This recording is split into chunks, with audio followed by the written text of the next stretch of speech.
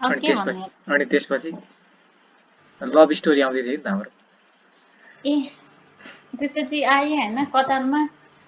अनि त्यो चाहिँ इन्टर क्लास थियो तर धेरै माया गर्नुहुन्थ्यो क्या। हामी बोल्थ्यौँ अनि कलमै बोल्थ्यौँ। त्यति बेला चाहिँ म अर्कै कम्पनीमा हुँदा नि बोल्थ्यौँ।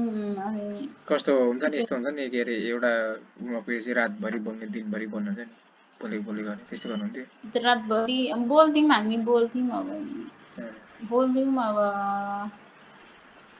हरेक दुःख सुखमा साथ दिनुहुन्थ्यो होइन। अब सँगै नभए पनि अब फोनमा बोलेर अब भन्नुहुन्थ्यो। अनि पछि बोल्दा बोल्दै 3-4 वर्ष बित्यो। अनि त्यसपछि म नि युरोप गएर प्रोसेस गरेको भएन होइन। अनि त्यसपछि चाहिँ अझ मलाई नि माया गऱ्यो तर त्यसले चाहिँ अर्को केटीसँग लिभिङ टुगेदरमा बसेको रहेछ क्या। त्यो दुईजनालाई नै सके थाहा थियो होला। अब त्यो केटीले पनि मसँग बोल्न दिएपछि उनीहरू लिभिङमा बस्यो, सल्लाहले बस्यो होला त। उहाँको माया चाहिँ धेरै रहेछ, तपाईँलाई पनि आइपुग्ने, उहाँको सँगै बस्ने पनि। खै त्यस्तै होला खै, यो कुरा त के भन्नु। अनि पछि बोल्थ्यौँ। अनि पछि अब यो 24मा हाम्रो ब्रेकअप भएको है। अनि त्यसपछि 25मा हाम्रो ब्रेकअप भएको होला सायद। अहिले 26को 3 तेस्रो महिना अहिले मार्च।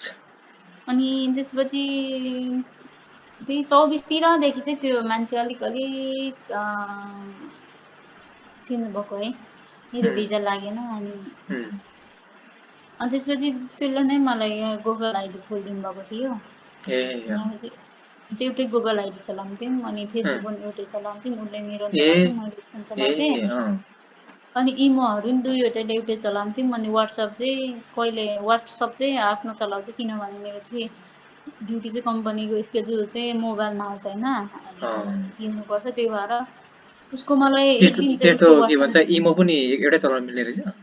मिल्दो रहेछ। अनि हामी चलाउँथ्यौँ एउटै। अनि त्यसपछि चलाउँदै उसले मेरो चलाउँथ्यो, टिकटक सबै चलाउँथ्यो होइन उनले।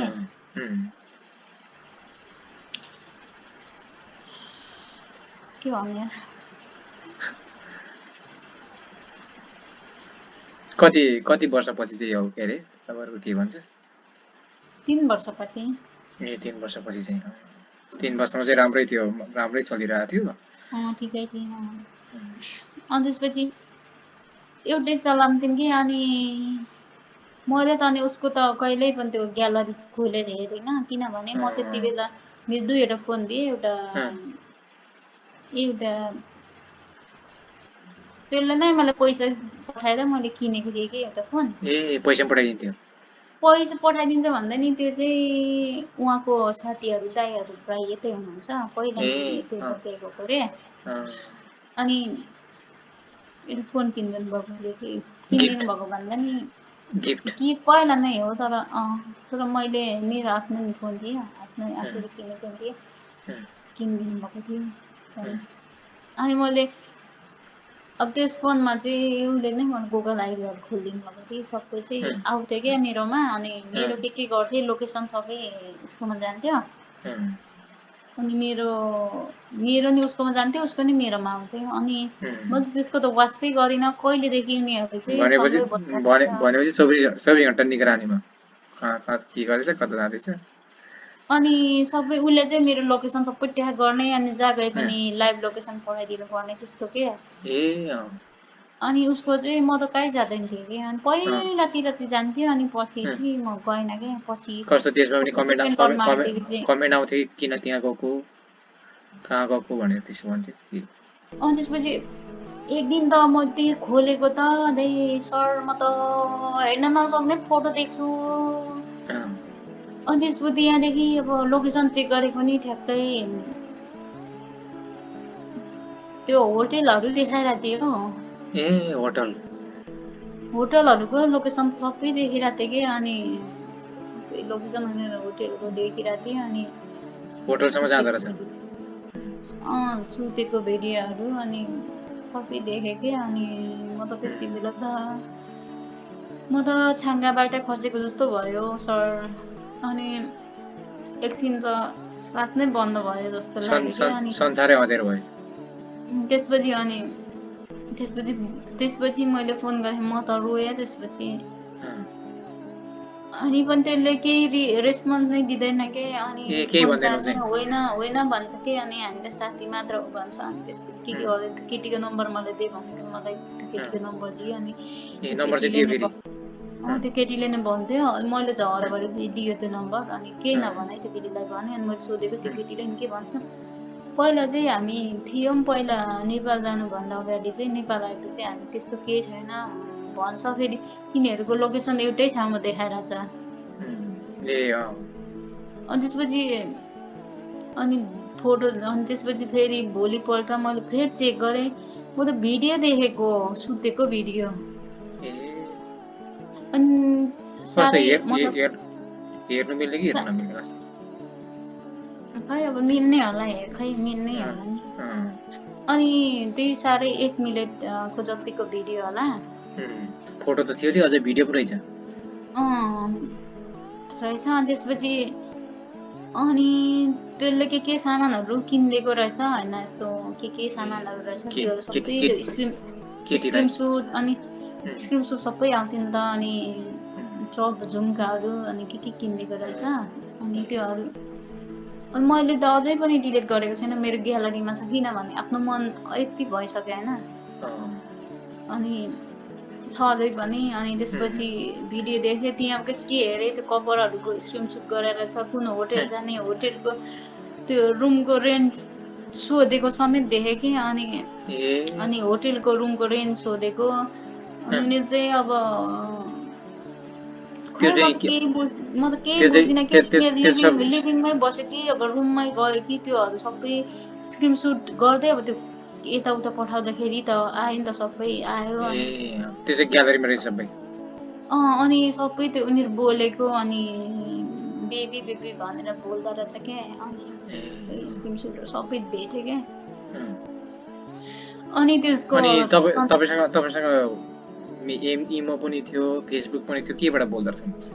तिनीहरू वाट्सएपमा बोल्दो रहेछ। अझै पनि मेसेजहरू छ क्या मेरो मोबाइल, त्यो स्क्रिनसुटहरू गरेको सबै छ। अनि मलाई एकचोटि वाट्सएपमा आएको दिएन कि। अनि दियो, अनि एकैछिनमा फेरि त्यो खोलिहाल्यो क्या। जुन एक्सचेन्ज गर्छ त्यसमा चाहिँ रहेछ राजलीला। अनि त्यसपछि अनि त्यसको शनिबार छुट्टी हुन्थ्यो, मेरो चाहिँ पहिला सोमबार छुट्टी हुन्थ्यो। अनि छुट्टीको दिनभरि हराउने के। पहिला चाहिँ बोल्थेँ, पछिदेखि चाहिँ छुट्टीको दिन सुतेँ अनि ओभर टाइम गरेँ भन्ने के। अनि होला भन्ने सोच्थेँ होइन। ओभर टाइम चाहिँ ओभर टाइम रहेछ। अनि त्यसपछि नि बोल्यो। अनि त्यसपछि बोलेँ। अनि त्यसपछि मैले एकचोटि चान्स दिएको थिएँ होइन। त्यो चाहिँ यस्तो भयो, होटलले खान बिर्छ, सेलेरी चोक्कै हो।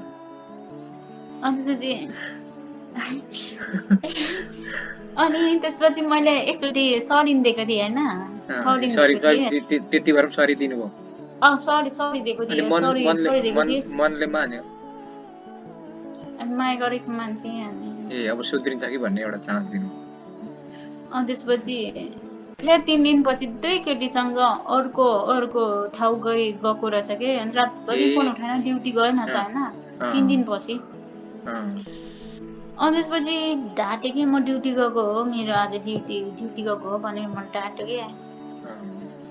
अनि ढाँटेँ कि। अनि त्यसपछि ढाँट्यो अनि ड्युटी गएको भने। अनि म लास्टै रोएँ। त्यसपछि के भनेपछि भरै बोल्यो कि त्यसको औषधि लिएको रहेछ नि, त्यो औषधि लिन साथी जाउँ भनेर गएको भने के। खै के को औषधि, के को भन्दा नि औषधि भन्यो। अनि म त मतलब उसको मतलब केटीको अनि औषधि लिन गएको भन्यो। अनि त्यसपछि खै के को पनि भनेन। अब सक्यो त्यसपछि ल अब सक्दैनस् भने अब कि मलाई छोड कि उसलाई छोड भनेको। म त ऊ मेरो गर्लफ्रेन्ड नै होइन भन्छ क्या। फेरि माया त तपाईँलाई फेरि गर्छ, फेरि माया चाहिँ गर्छ फेरि? म त्यो त थाहा छैन, अब उसको मनमा केही छ। तपाईँ चाहिँ गर्नुहुन्थ्यो? माया त कति लाग्थ्यो नि, मुटु फुट्ने गरी लाग्थ्यो। माया भनेको चाहिँ यस्तै रहेछ होइन त, के अरे के भन्छ, जे सोचेको त्यो पुरा नहुने होइन त। त्यस्तै अनि तपाईँले यति धेरै माया गर्नुभएको रहेछ, तपाईँलाई पनि त कसैले त्यति धेरै माया गरेको थियो। माया त धेरै गरेको थियो सर, साँच्ची यति माया लाग्यो। अनि माया त धेरै लाग्यो सर। अनि अहिले त अब धेरै भएर होला त्यस्तो त खासै। अहिले चाहिँ ठिक भयो। अब त म पनि भइसकेँ। मायाको भूत उत्र्यो आउँछ। त्यसपछि नि मसँग त बोल्दै गएको क्या, म त ब्लग हान्दै अब माया लाग्दाखेरि खोल्दै होइन। त्यसपछि बोल्न मन लाग्दाखेरि त्यसको याद आउँदाखेरि चाहिँ ब्लगबाट खोल्थेँ अनि हेर्थेँ होइन। कहिले अफलाइन फेरि ब्लग हानिदिन्थेँ क्या। अनि त्यसपछि पछि त त्यो केटीसँग बोलेपछि त सबै उसको फेसबुकहरू सबै आफैले खोलेँ क्या, आफैले खोलेँ। अनि सबै चेन्ज गरेछ कि। अनि म त कस्तो हेर्न मन लाग्थ्यो। अनि म त सबै कुरामा अब प्राय अझै नि ब्लग छ, इमोमा चाहिँ मैले ब्लग गरेन। अनि सबै ब्लग अहिले ब्लग नै छ होइन। अनि बोलचाल हुन्छ कि आजकल हुँदैन। अनि त्यसपछि नि म त याद आउने बेला चाहिँ खोल्थेँ, तर मैले मेसेज गरेको भने चाहिँ बोल्थेँ के मैले ब्लग।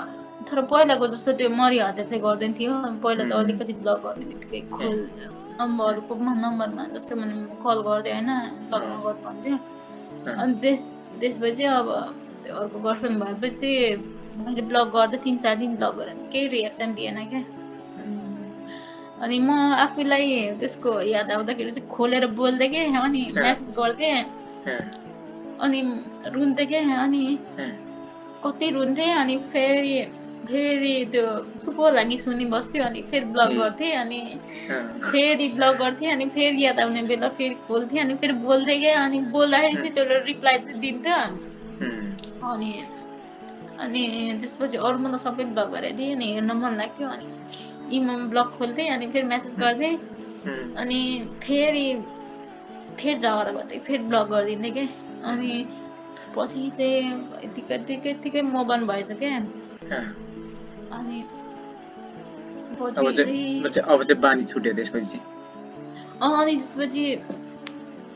त्यसपछि पछि मेसेज गर्थेँ कि। अनि मैले इमोमा चाहिँ ब्लग चाहिँ गरेको छैन, त्यो कन्ट्याक्ट चाहिँ डिलिट गरिदिएको थिएँ। अनि 2-3 चोटि अस्ति मेसेज गरेको थियो। अनि मेसेज गरेको थियो। अनि त्यो केटीले पनि गरेको थियो। अनि पछि केटीसँग झगडा पर्यो कि के? झगडा परेन, मैले त मुख छोडेको थिएँ। त्यसले मुख छोडेको थिएँ।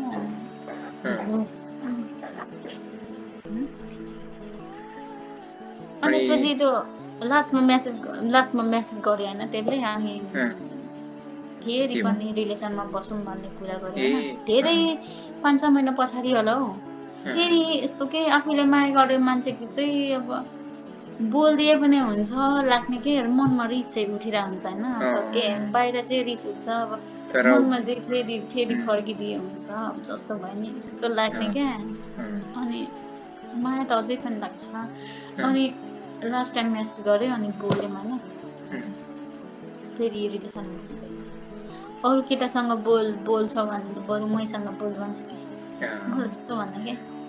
उसलाई फेरि के अरे उता के भन्छ, आफू त्यता पनि गर्ने अनि आफूले फेरि अर्कोलेसँग फेरि लाग्यो कि भन्ने उसलाई फेरि। अनि त्यसपछि म त राम्रो बोल्दिनँ नि त। अन्त एकचोटि कसम लास्टै माया लाग्थ्यो हो। म त त्यो भिडियो छ मसँग, भिडियो फोटो अझै भन्छ। अब बोल्दै भन्दा त्यही पठाइदिन्छु, सिधै भिडियो पठाइदिन्छु। त्यसपछि किन यो भिडियो राखेको भन्छ। प्रमाण भन्नु पहिला त तपाईँ भन्थे, पछि चाहिँ त भन्थे। तपाईँको लत छुट्याउनलाई यही भिडियोले मेरो सबैभन्दा धेरै हतियार गए। यस्तो के त्यो भिडियो, त्यो माया लाग्छ त्यो भिडियो, त्यो देखेपछि मेरो साथ मेरो ठाउँमा चाहिँ अरू छ, किन म चाहिँ किन जाने लाग्ने कि। अनि त्यही अझै पनि छ, हेर्दै त्यही बस्छु कि। अनि पछि योभन्दा समथिङ 2 विक अघि होला त्यसले मैले मेसेज गरिरहेको थियो भनेपछि मैले टिकटक पनि त्यसपछि चलाउनु सबै मैले सम्झाएर छोडिदिएँ टिकटक पनि चलाउँदिनँ अनि